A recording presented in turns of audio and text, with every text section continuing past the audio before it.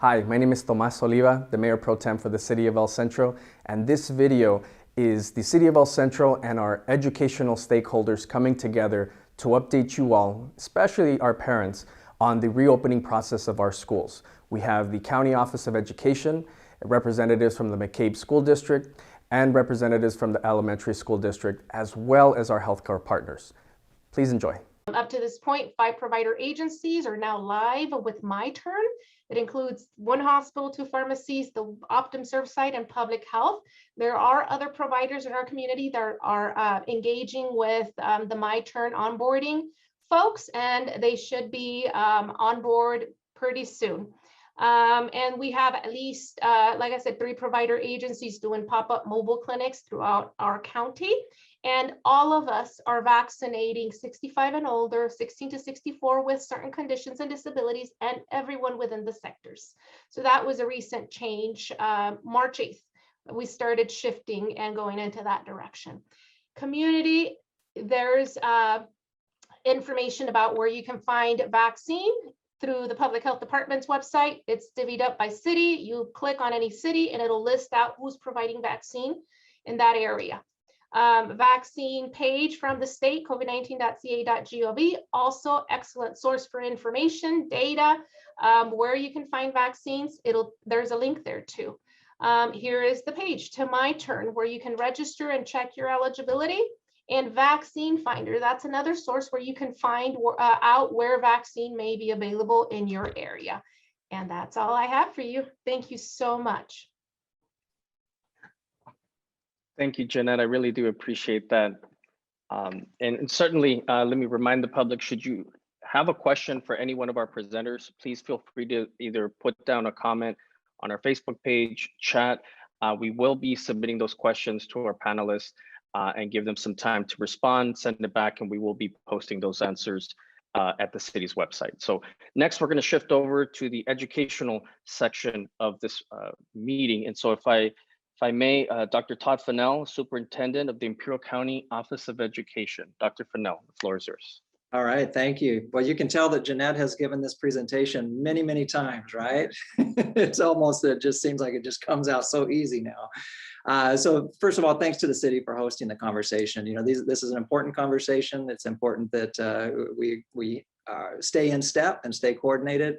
I want to use this opportunity before I get into some content to really thank Dr. Edward and Ms. Angulo for sharing their time with the education community. They've been great partners with schools, and I think I really just want to stress to our community that education has been working lockstep with public health and the hospitals all along through this pandemic, and because that's what it was necessary, and it's what our community deserves. And to the extent, even Dr. Edward makes himself available anytime we call upon him. And Jeanette, bless you for doing this, but she joins us every single week. So a year now into this pandemic, superintendents from across the county, we meet weekly every Wednesday morning.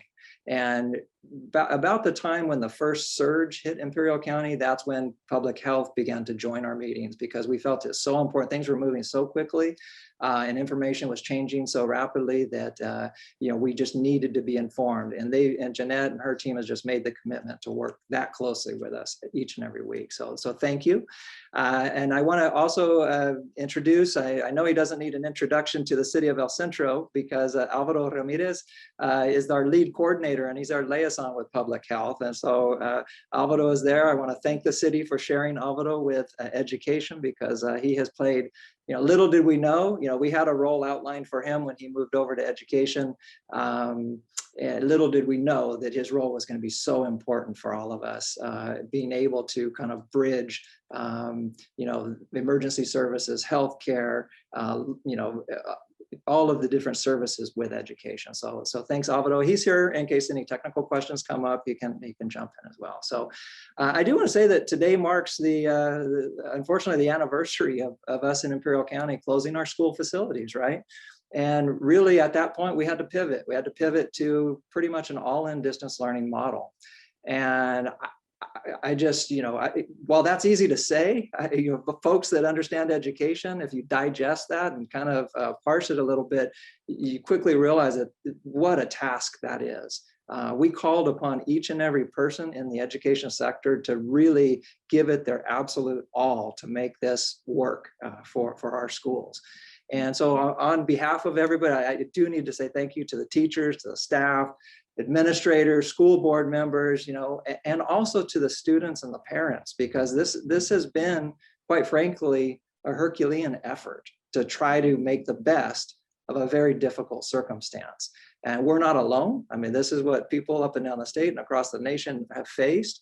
I can tell you in my state meetings where we talk with the other 58 counties or 57 counties, we're the 58, I can tell you I'm very proud of the way Imperial County has stayed coordinated and has worked their way through the pandemic. You know, when you're in crisis, nothing is perfect, right? There's a saying that the state tries to use a lot, which is, you know, done or good is better than perfect, because if we hold out for perfect, we're not going to get through this. And so I think we haven't been perfect, but we've been awfully good. And that's because of the coordination with everybody on this call and throughout education and the county and the cities. So I do want to stress, though, that because this is just sort of a personal peeve of mine, schools never closed, right? So even when we talk about reopening schools, that bothers me a little bit, because we're not reopening schools. We're returning kids to in-person instruction. We're returning kids to physically coming onto our campuses. So all that happened is that we were no longer permitted to have students on campus for broad in-person services. And I want to stress that, because I want to make sure the public understands that the folks in education, all of our staff, all of our teachers, all of our administrators, everyone has been working harder than ever before this year. I mean, this year has just about, you know, I mean, the stress levels, the tolerance we've seen more retirements this year than ever before. And it strikes me when I talk to my staff, especially staff, and I've said this before, says, what do schools have to do to make sure they can ensure a safe learning environment and safe environment in the classroom for students? And so what do the student interactions and the student to adult interactions look like? And what do you have to have in place to make sure that that's safe? And then thirdly, which is getting a lot of airplay right now, is youth sports, right? So there's another set of guidance that talks about youth sports and all of that. So as schools begin to move now, that we're permitted to return to in-person learning, there's all of these other guidance documents that need to be managed too. And I'll tell you, for the most part, well, some of the things that are contained in these guidance documents are suggestions or recommendations, but many of them are mandates or requirements. And so probably one of the most stressful things for administrators that I've spoken to and seen this year is just the state of constant change that we seem to be in with these guidance documents. Just when we start to feel like we understand them and we know what we need to do, you know, they get modified, they get changed. And so we've, you know, one of our theme this year for ICOE was be flexible, be patient, and be kind.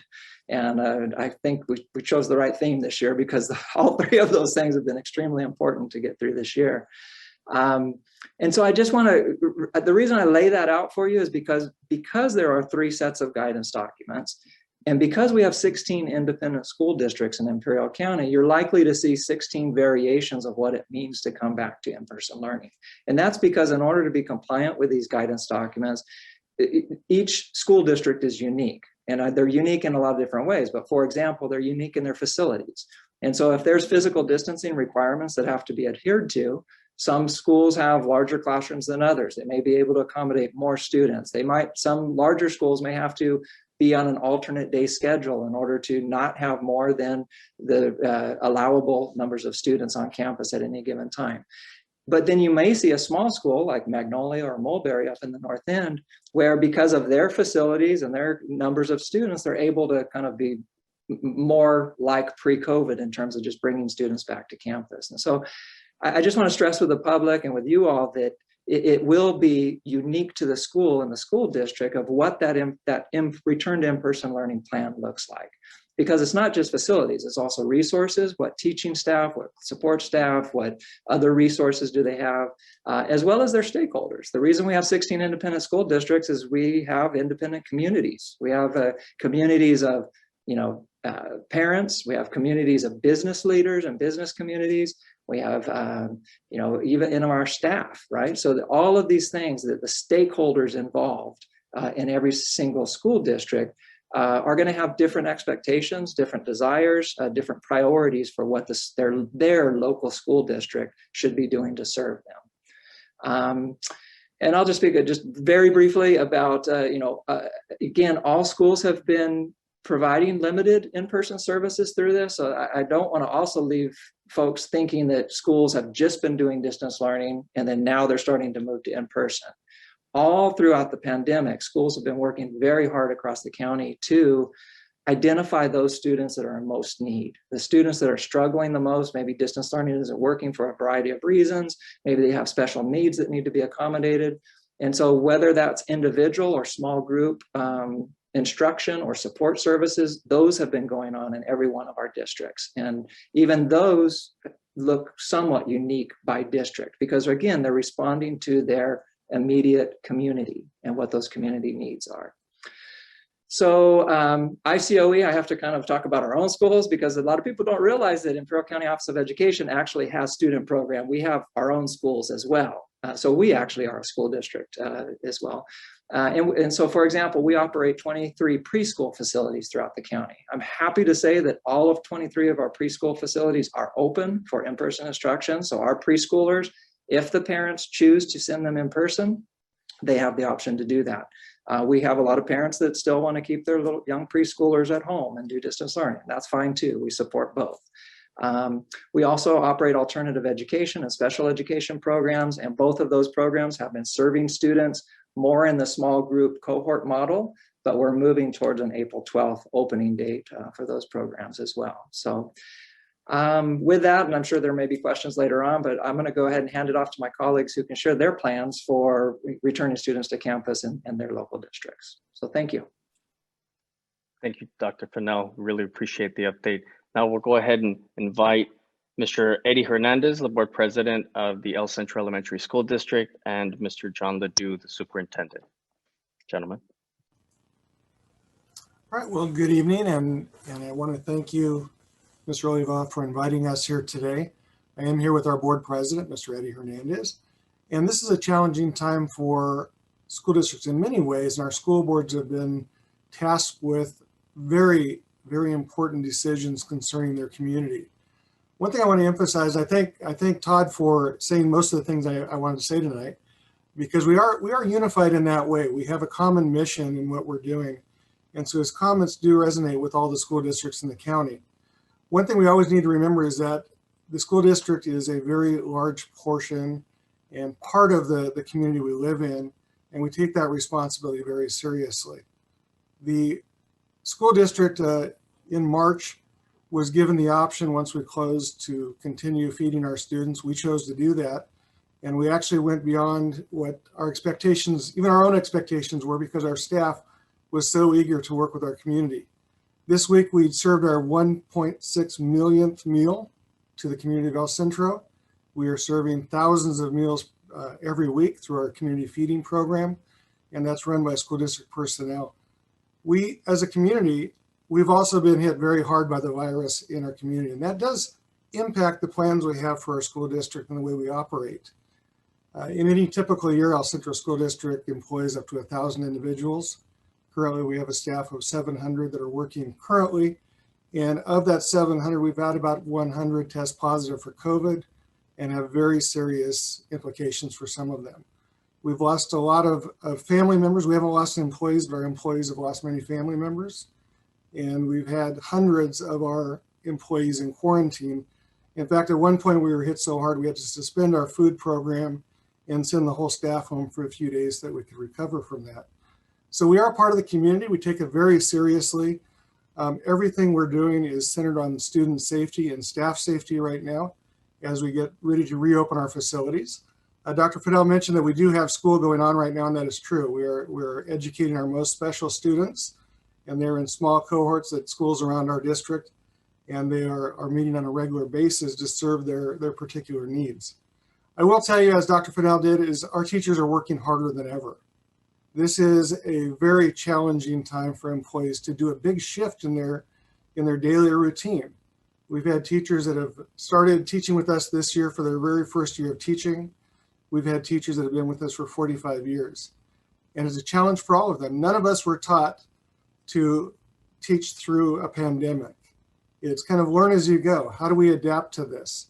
And with the great leadership throughout the county, Dr. Fennell and the other superintendents, principals, administrators, school boards, teachers, all the way down to all the people in our community that have been giving us advice and giving us well wishes and supporting us, including our own staff who have insisted on continuing to do the work of feeding our community no matter what it takes. And that has been an important aspect of what we do. I do want to talk a little bit about what our plans are for a district. Like Dr. Fennell said, every district is going to have a different plan based on their needs. We are considered a large district in the county, so we do have different needs than the smaller districts do. We operate 12 schools in El Centro, and so we have 5,400 students that we're responsible for getting back into classrooms as quickly as we can. We have about 265 teachers to accomplish that with. So whether a student decides to stay at home on remote, which is an option we're giving them, or they decide to come onto a campus and learn for a few hours, the teacher is still responsible for their class of students. And so we're putting another challenge by reopening facilities, because now teachers have to adapt to not only the remote learning, but to add the extra layer of being in class. And they are taking that challenge very well. Our plan is that in 2 weeks, the week before spring break, our kindergarten and transitional kindergarten students are going to spend a day on our campus and get to know what being in school is like. And following spring break on April 12th, we'll start bringing students back onto our campuses, going through 8th grade. It is a tremendous undertaking. We hear a lot from people, just open the doors, let the kids in. Well, with safety in mind, we've actually spent several $1 million preparing for our students to come back. If you come into our offices at any of the schools, you'll see we've done construction at every school site to provide a safe entry point. We have temperature screening walk-through devices. You can walk through, we can do 60 kids at a time or adults. Going through, it's kind of like going through airport security where you walk through and have your temperature taken. We have hundreds of handheld devices for taking temperatures. We're taking the safety of students very seriously. Some of the things that we've invested in and that we're continuing to invest in is if you all remember having school nurses at your school sites. It's been many years since we've been able to do that. Our district is hiring 11 health aides to help our nursing staff. We do have a phenomenal director of health services in our district. She's a registered nurse practitioner, and she works with us to train our health aides, a phenomenal leader in that area. And so we are setting up health centers at each school site. The board has invested in additional buildings and facilities and the furnishings to make that happen. We are investing in staff in many other ways, such as typically we would have a few yard duty supervisors on playgrounds. We'll have a minimum of 10 on each campus, which will help with our screening of students coming onto campus, as well as to make sure kids are where they need to be on campus. They'll be wiping down doorknobs and checking for sanitation issues that arise and notifying the custodial staff. We are working very hard in making sure that procedures are in place so that students are properly screened when they come into the school. And that if there is a health need, we have a health professional on campus to assist them and work with their parents. We have invested in just simple things that you wouldn't normally think of, such as touchless paper towel dispensers, soap dispensers, auto flush toilets, things of that nature that in the past we wouldn't think twice about, but now that's all we think about is how can we keep fingers off of things if they don't need to be touching them. We've invested in the PPE. We will have several 100,000 masks in our warehouse by the time the kids get there and providing those to kids as needed. All of our schools are also preparing with providing individual masks for students that have school logos and school spirit and things of that nature on them. One of our biggest challenges is working in buildings that were built 70 or 80 years ago and trying to make them modern enough to accommodate schools in a safe manner. And we have a couple of issues. One is that about half of our classrooms don't have sinks in them because they weren't built with them many years ago. And like other districts, we were waiting for the state to provide funds to upgrade. Our school board has just authorized to go out to bid to provide new plumbing for all of our schools to make sure every classroom has a sink where students can wash their hands. They're investing heavily in providing safe places for students to eat. We've been told that under the current health guidance, we are not to use our multipurpose rooms or to have lunches inside. So our district, and Mr. Hernandez is here to, he can vouch for his own school board. He's doing such a great job. The whole board is. We're investing about $3 million in new shade structures at the school sites. These will be 3,200 square foot shade structures with concrete floors, electric fans, so we can feed our kids outside in a safe manner. That's actually larger than many of our multipurpose rooms at our schools. So you can see there's big investments going on in safety. We have our maintenance staff and also working with the Air Pollution Control Board. We've upgraded and modified all 650 air conditioners in the school district. That job is almost complete, and that includes adding air scrubbers and then specialized filters for each air conditioner. We've even gone so far as having our maintenance staff over the Christmas break scrape through about 12 layers of paint to make sure all the windows open in every classroom, and so we get cross ventilation going as recommended. I think our biggest challenge, though, is finding ways to have our students in class as a class. We're restricted right now by the various sizes of our classrooms. Dr. Fennell mentioned this, and we have some schools, newer schools actually, Martin Luther King Jr. Elementary School has very small classrooms inside. It was designed very differently. And so that school can only accommodate 12 students in a class at a time, using the current guidance of 6 feet between students. We have other schools such as Sunflower, which has larger classrooms and can accommodate up to 17 students in a class. So this means that we have to provide a split shift for our students. So some students will come on one day, other students will come on another day to accommodate the students that want to come into our schools. We've surveyed our families many times on their willingness to come into our schools under the current conditions. I will tell you, in December, when we surveyed our parents, only 40% were interested in coming back to school at that time. And we're currently at 60% wishing to come back into our schools. And so we're preparing for that. So if you have 60% of your students wanting to come back, you have a teacher who has 30 students in their class, that means about 10 are going to stay home remotely. And then you're going to have 20 students that are split into 2 groups to go into a classroom twice a week is the way our schedule is looking right now. So everything that we're doing is centered on providing a safe atmosphere for our students. We're also really working diligently on a learning recovery plan. We know there's been some learning loss during this. Not everyone is adapted to the remote learning as well as others. So we're diligently working on providing a very strong summer program on campus for all students who would like to attend. And that's to help mitigate some of the potential learning loss. We've also had a lot of kids who have really, really thrived in the remote learning. I think some of us are probably of the age where we don't understand it all, but kids were born with cell phones and devices in their hands now, and some of them have taken remote learning like a duck to water. But we do have students who are struggling with it. Dr. Edwards was very accurate in stating that the mental health crisis is upon us, and so our district is invested. For the past several years, we've recognized that there is more isolation of our children, especially with the advent of the devices and the technology advances. So our district has invested heavily in counseling and psychologists on our campus. I believe we have 10 right now between the psychologists and counselors. We are budgeting in our proposed budget for more counselors for the next school year. And we plan to have them working with our students throughout the summer. Our counselors and psychologists have been working remotely the entire time we've been out of school. They run groups, they call kids, they check on our kids that we know are struggling. We've taken a whole community approach to this, but we can't wait to see them back in our schools. My office is located here at Lincoln School, right across the street from the police department and Sun Community, and it's been way too quiet the last year. I'm used to kids playing in the background, laughing and enjoying themselves in the playground, knocking on my door to come, scoop up a soccer ball that's gone over the fence. And we haven't had that privilege for a year now. We miss it. So we're doing everything we can to get kids back into school. I will say that we're looking forward to the possibility of modifying how many kids can be in a class as soon as the health department determines it's safe.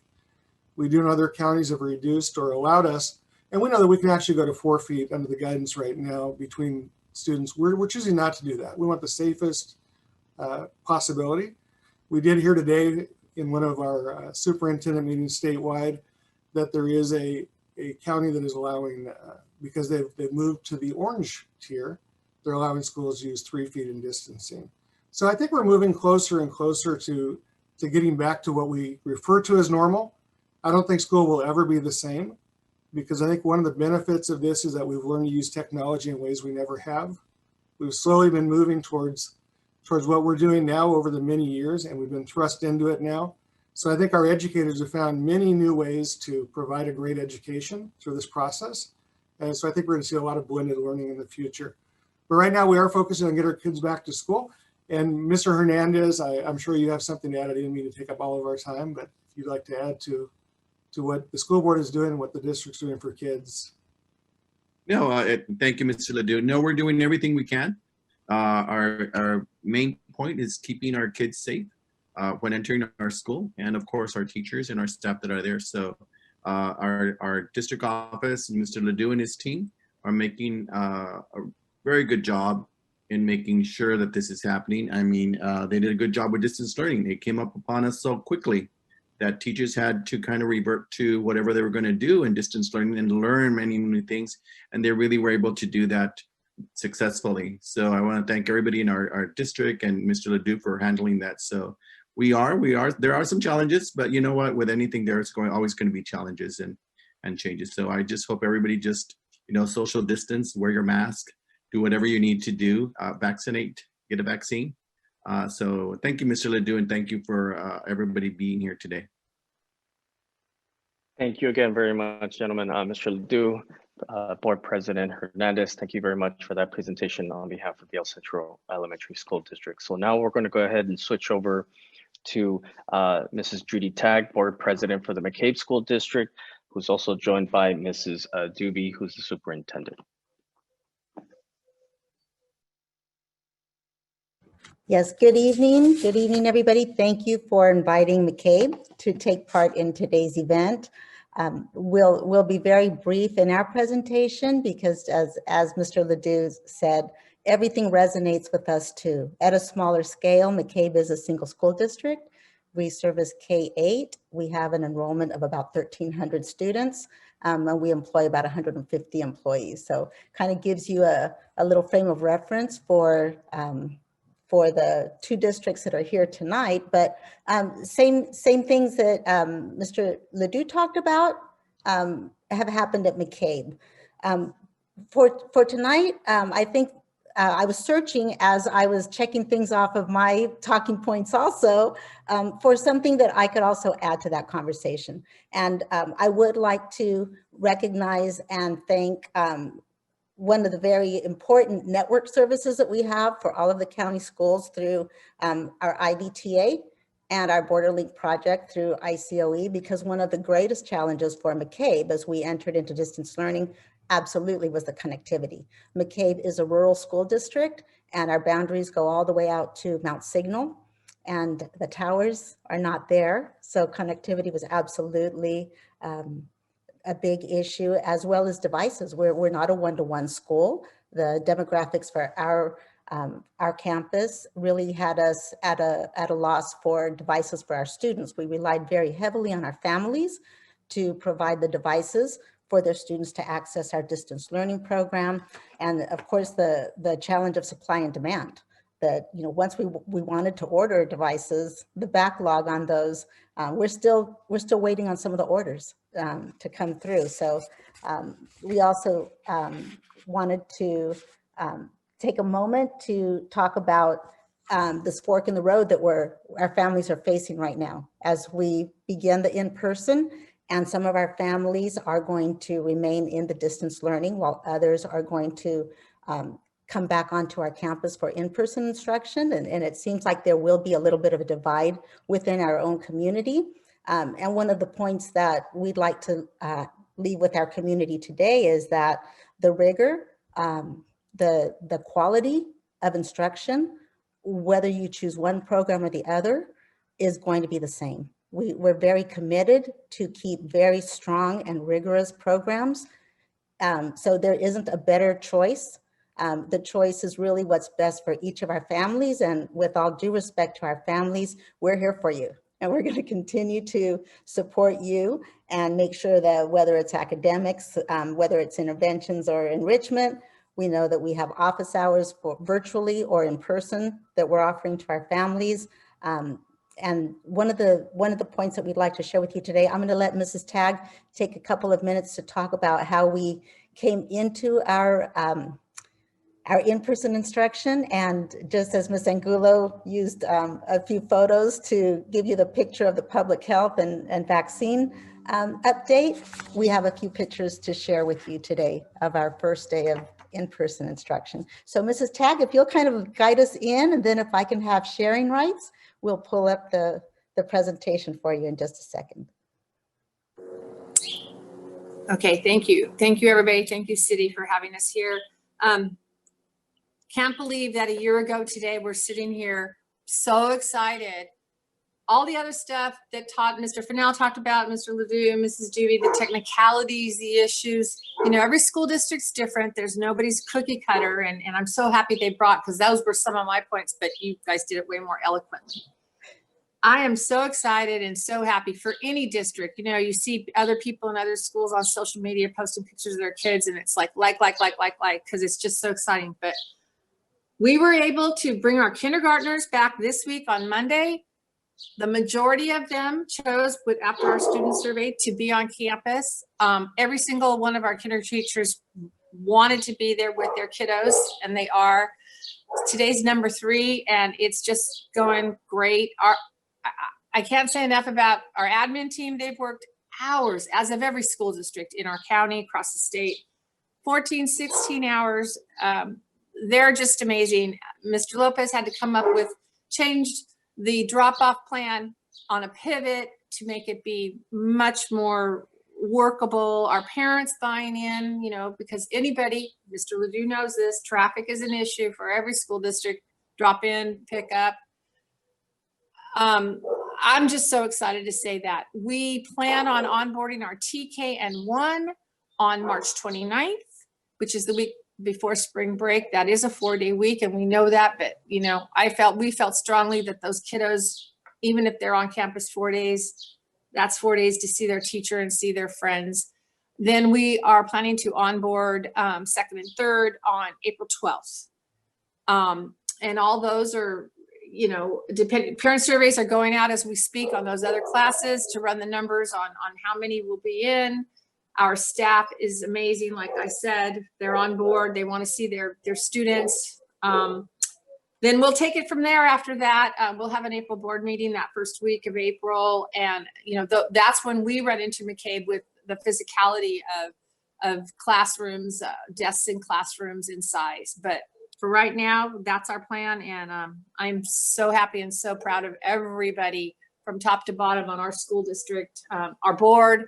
You know, we've had a ton of meetings, and everybody's on the same path. So thank you.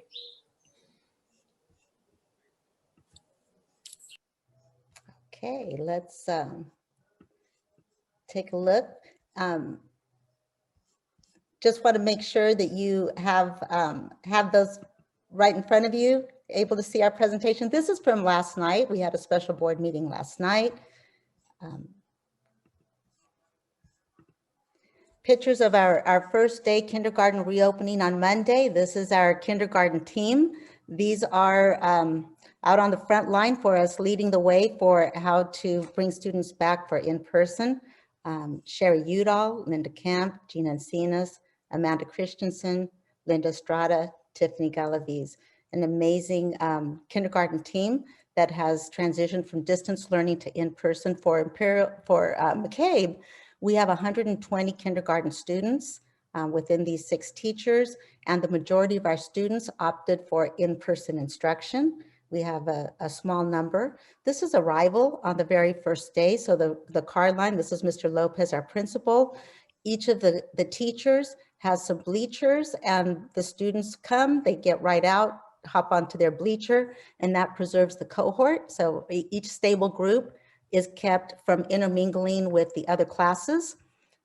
It worked out beautifully. Within 15 minutes, we had all 100 of our kindergartners on their way to their classroom. You can see the teacher, this is their first day. This is kindergarten. They have never been on our campus. I have to commend our parent community because usually it's first day of kinder. You want to walk your child and take pictures and look at their classroom. And we only did a drop off through the car line. So we thank our community for going along with us, and no parents got out from the car. Mrs. Kemp was bringing the students on their tour as they walked to their classroom for the first time. This is outdoor time, so there is a built-in 15-minute recess for the students to go out and play. They were telling me it was the best day ever. So here they are playing.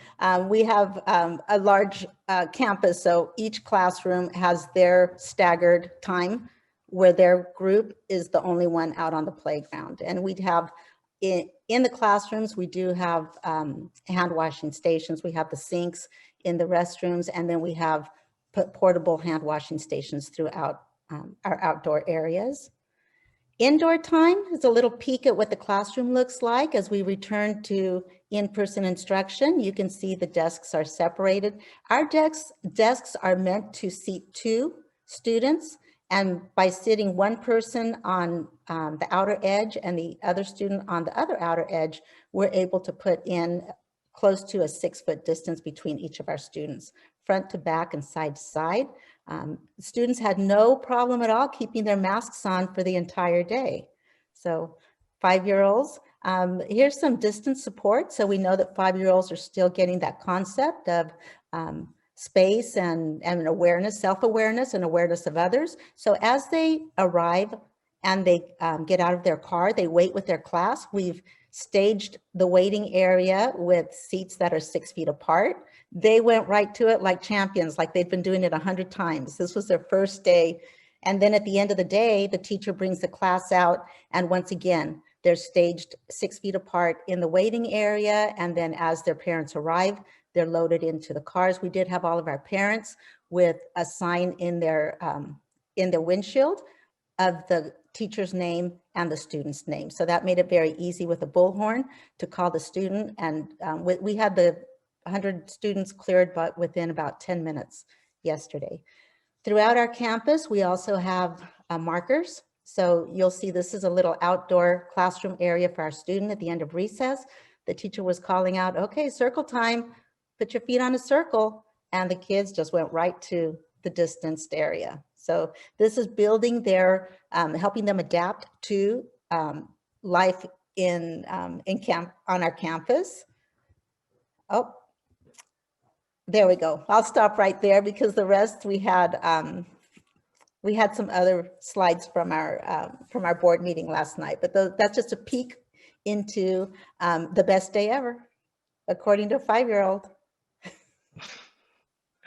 Thank you so much, Mrs. Doobie and Mrs. Tagg. I really do appreciate it. And I have to say, you made a great point. For a kindergartner, this is the first day ever in their life to having been in person on a campus. So certainly it was great. And so I'm glad that that was working out well for your students. Next on our agenda, thank you again. I appreciate it. Next on our agenda, we have city updates between myself and Councilmember Garcia, but thankfully, we have Esperanza Colio, who was very kind enough to offer to give an update in regards to some funding that the county may have available for our residents. So we want to make sure that our residents are aware should they have any need for assistance in regards to their utility bills or their rental, outstanding rental debt. So Mrs. Colio, please. Good afternoon. I'm Esperanza Colio. I'm Deputy CEO for the County of Imperial. And I'm here at the request of Mr. Olivas and Ms. Piedra to introduce a program that was launched last Monday in the afternoon, this Monday actually.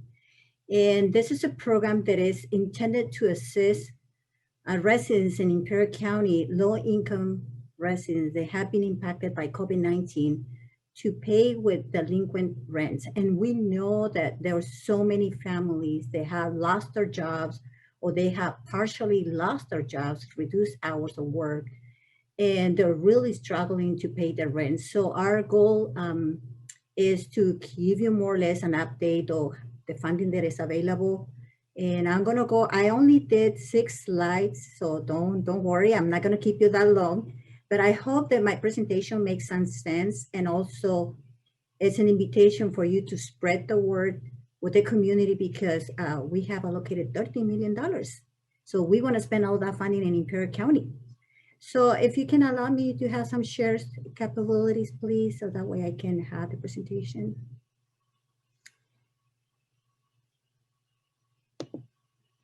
And I have this one. Okay, so let me go to, hold on 1 second. Okay, I think I went too far. Hold on 1 second. And I'm not very good with the, I'm sorry. I'm not very good with the, I think I have to go back. I'm not very good with laptop, sorry. I missed my mouse. Okay, I'm sorry. So again, this is, everybody will know this program as the Emergency Rental Assistance Program. This is a federal program that has been, is being made available through the passing of the SB 91. In California, the program is known as the California COVID-19 Rent Relief Program. So if you see both names, they're the same program. It's just named at the federal level, ERAP, and at the state of California as Rent Relief Program. So the program, as I mentioned before, has about $13 million available. However, the County of Imperial will not be receiving any of this funding directly. The program will be run by managed by the state of California, the Department of Housing and Community Development, which they just contracted with a nonprofit, a large nonprofit organization that is organizing all the 58 counties. Well, I take that back, not the 58 counties, all the counties that were willing to participate with the state. Some of the counties received a direct allocation from the federal government, and they had decided to run the program on their own directly with the federal government. The County of Imperial, because we have less than 200,000 in population, we have to go through the state of California directly to get our funding. Again, please keep in mind, this is not direct funding from the county. Our job in this case is the following. We were invited as the County of Imperial to sit in the advisory committee to give ideas as to how to promote this program in our Imperial County. And as you may know, some of the challenges that we have, similar to the census, is that it's very difficult to reach out to those communities that are far away from the main cities, like Palo Verde, which is almost 2 hours away from us, Winter Haven, Ocotillo, Salton City. So the state decided that to kind of like use the model that we used during the census 2020, in which we are going to be using nonprofit organizations to assist us in reaching out to those communities, those small communities. The program will be available to landlords and to tenants. The landlords who identify tenants that have been delinquent in the rents, the tenants must be low-income tenants, and it has to show documentation that they have been impacted by COVID-19. I want you to keep that in mind, because some people, they just think by being low-income, automatically they get the funding. It's not. They have to show that they have been impacted by COVID-19. I have a little box over there showing you how the income is going to be determined. Anybody who is making less than those amounts in the chart in yellow will be eligible for the program. For example, the median income in Imperial County is $70,700. A family of 4 must make less than $70,700 a year. So, and that's what I highlighted, those areas. Depending on the size of the family is how you apply for the program, you become eligible. All this information is available on their website, which I'm going to provide you later on today. So there are 3 questions that each one of those tenants will have to answer. And if they answer yes to the 3, if they check these 3 boxes, they automatically eligible for the program. The first one is you have to show that the house that you're renting is your primary residence and is located in the state of California. The second one is that you have experienced reduction or loss of income. As I mentioned at the beginning of my presentation, is some people, they lost their job completely, but some others, they just have hours reduced or work. So if you can show that you're having a financial hardship, or if one of the members in your family lost their job during COVID-19, and during that particular period by April 1st, 2020, since April 1st, 2020, they can apply for this program. Anyone also that can demonstrate, and the key word in this is demonstrate, because you have to show some paperwork showing that you have been impacted. Are you at risk of becoming homelessness or housing instability? Do you have past due rent or utilities, or are you living in an unsafe living conditions? So if you have checked all those boxes, then you are eligible to apply. Failing to check any of those boxes, you might not be able to apply for the funding. And I want to make sure that everybody understands that. So how is the program is going to work? Landlords, and I want to bring this to the housing authorities, because I just received a response today with the state. Housing authorities, they have large complexes, mostly serving the low-income communities and families. They become automatically the landlords, right? So they are eligible, not because they are a nonprofit organization, they're not going to become eligible. It's the other way around. There will be a specific workshop for them to work with the state, and they make their clients to become eligible for the program. So they will receive up to 80% of the past due rents they had been accrued, delinquent rents from the tenants. The rents must be between April 1st, 2020, all the way to March 31st, 2021.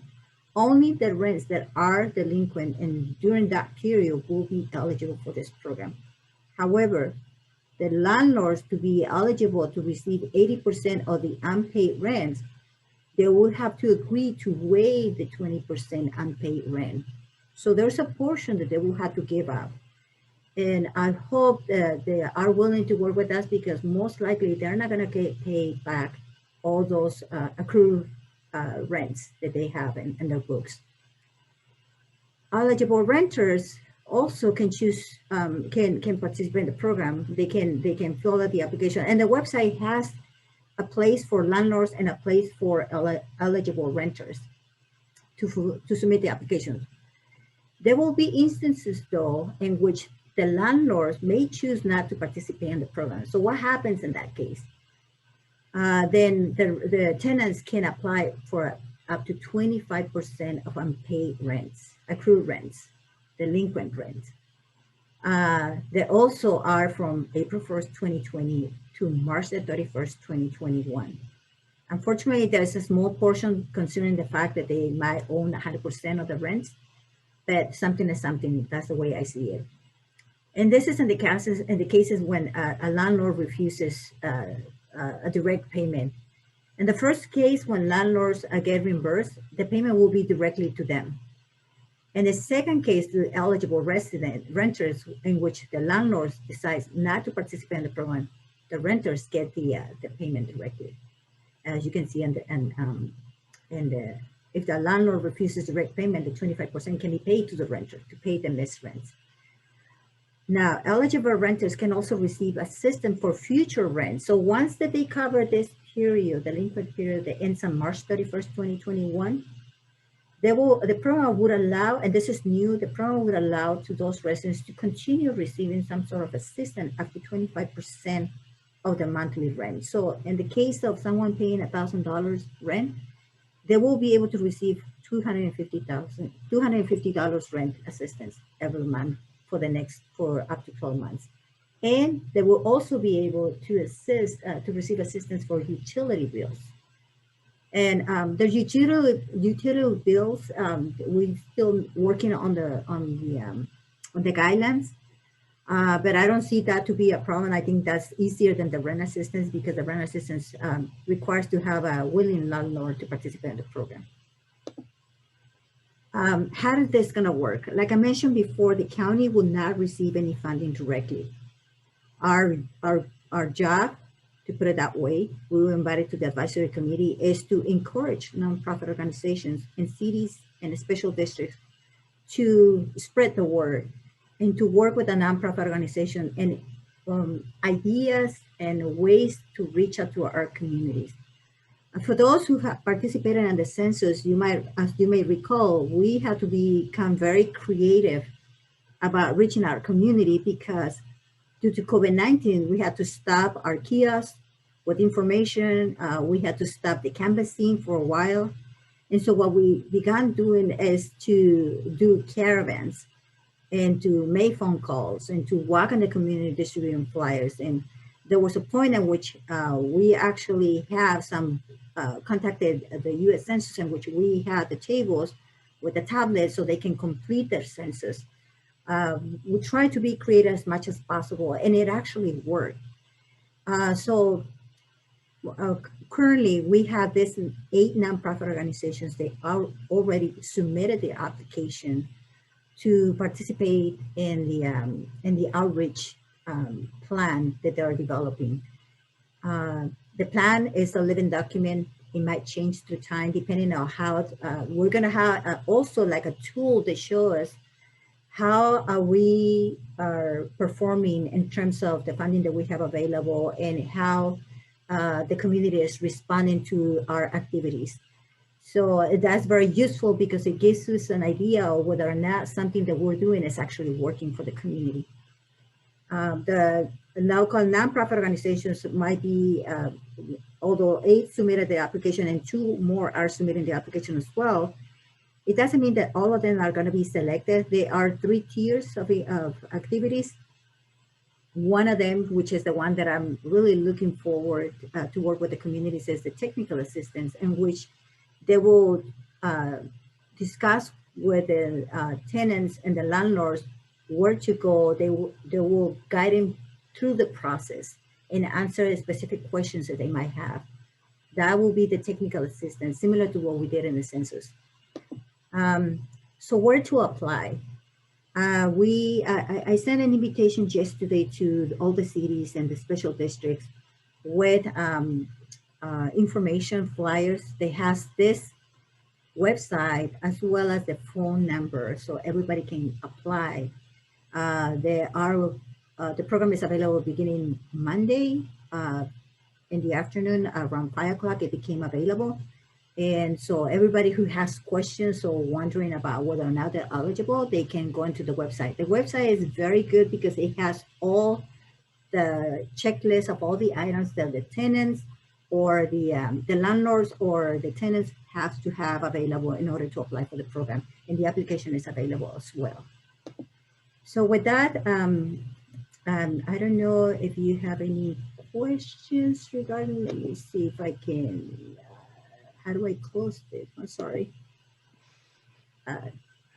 My apologies. I'm not very good at this one. How do I end up my, okay, got it. Thank you. Okay. So sorry. Technology is just hard for me. I apologize. I'm better in person because I'm so used to talk to the community, and I love working with the community, especially those that are in need and they're having a hard time to understand the program. So I'll be happy to answer any questions you might have. I appreciate that, Mrs. Colio. Thank you so much. And thank you to all the presenters and all the panelists. We very much thank you for your time. I'm going to go ahead and just bring this back over to the El Centro City Council in case any of my colleagues have any questions or any comments, and then we'll move and transition to public comment, and then we'll adjourn. So any of my colleagues, first we'll start with Council Member Marroquin, then we'll go to Ms. Cardenas Singh, Mr. Garcia, and then Mayor Walker. Well, good evening, everybody.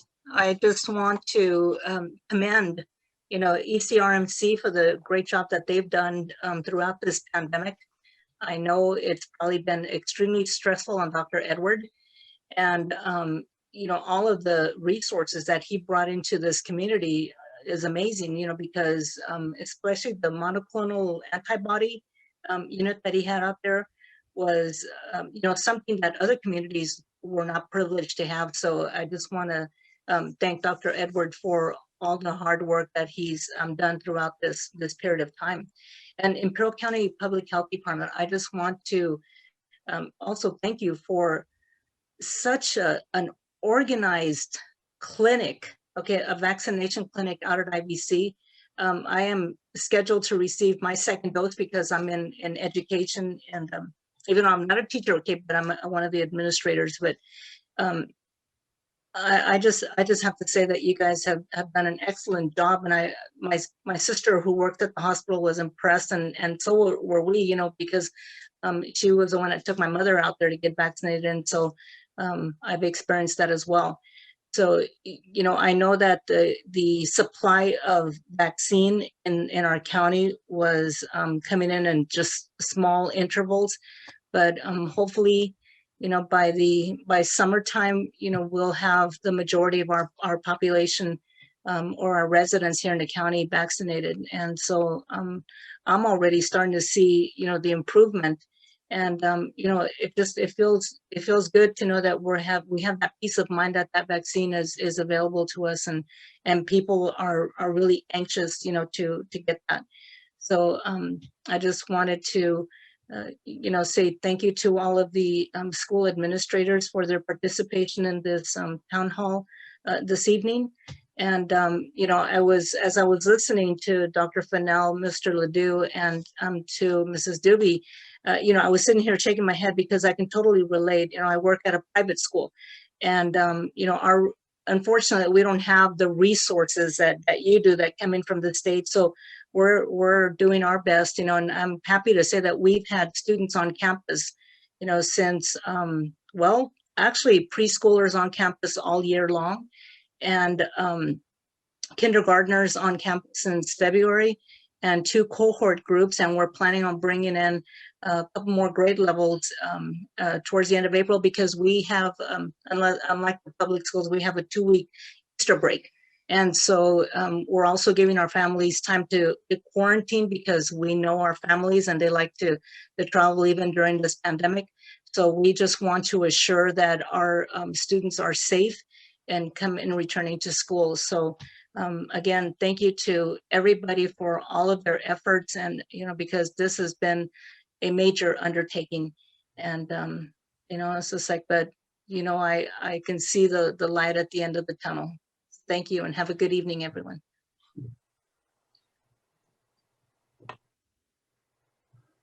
Thank you, Mrs. Marroquin. Mrs. Cardenas-Singh. Yes, thank you. I'd like to take this opportunity to thank you so much, Ms. Angulo, Dr. Edward. It has been amazing. I've had the opportunity to actually volunteer at many of the vaccination clinics, and I will tell you that they are well organized. Our citizens are excited, hopeful that we're ready to move on to the next step here in our community. So I commend you for the many, many hours that you have invested in making sure that we're safe and that these resources are available to us.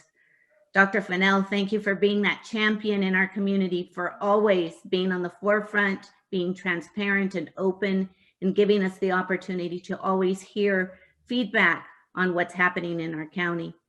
Mr. Ledoux and Mrs. Doobie, thank you so much for thinking about our students, our parents, and understanding that we still are concerned and we have fears, and knowing that we feel comfortable and safe, that every avenue is taking place to make sure that our children are safe. As a grandmother, I thank you so much for taking those precautions and making sure that our children are safe. Thank you for the great work that you and your staff do, and I am very proud to be a resident of the Imperial Valley. Thank you, Mrs. Cardenas-Singh. Mr. Garcia.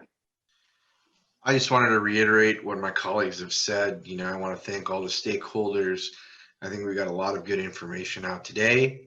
and it definitely will assist the community moving forward. Dr. Edwards, of course, my highest respect and commendation for how you've handled this pandemic, coordinating resources, bringing it to the Valley.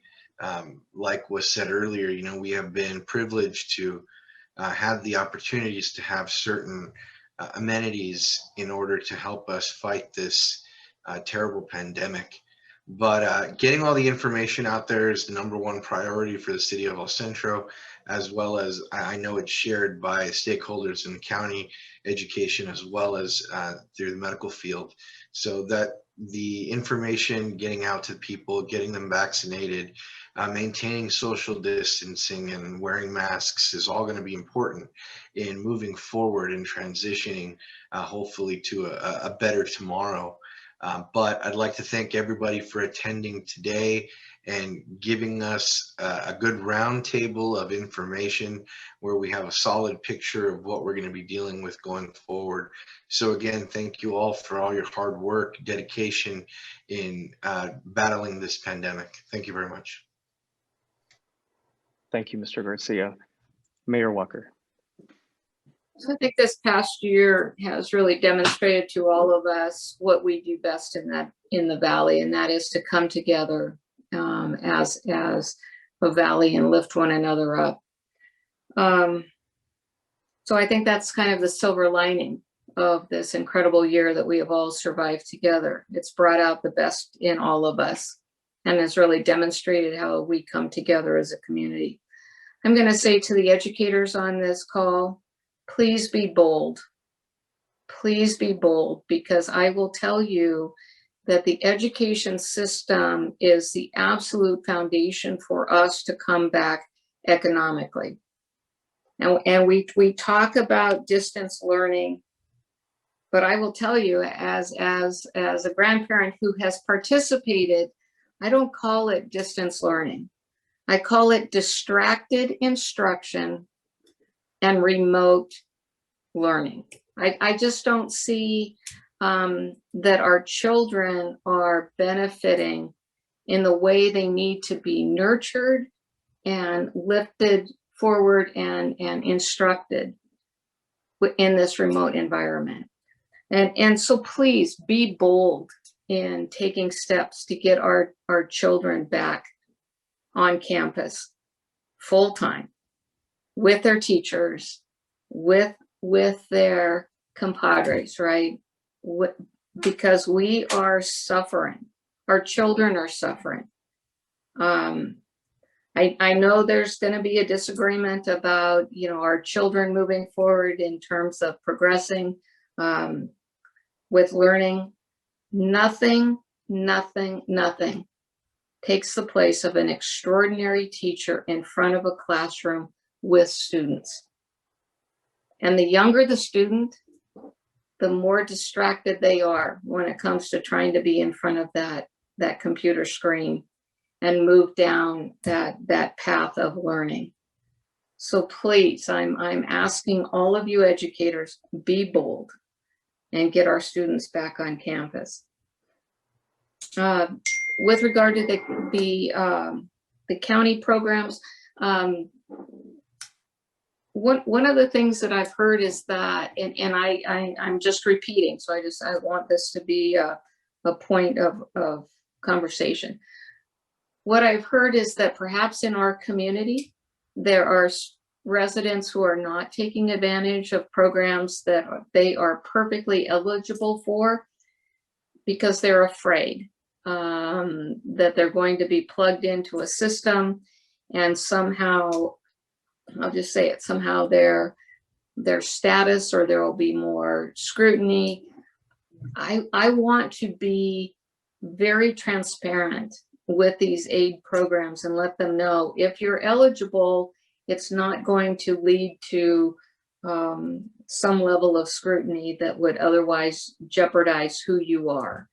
So I think that it was kind of a head scratcher to me when we were talking about the applications for aid at the city of El Centro and folks that were able to apply for assistance with their utility bills. And City manager can help me with the numbers. I think it was like 465 past due accounts, and we had maybe 51 people, like a fraction of the number of people who would otherwise be eligible.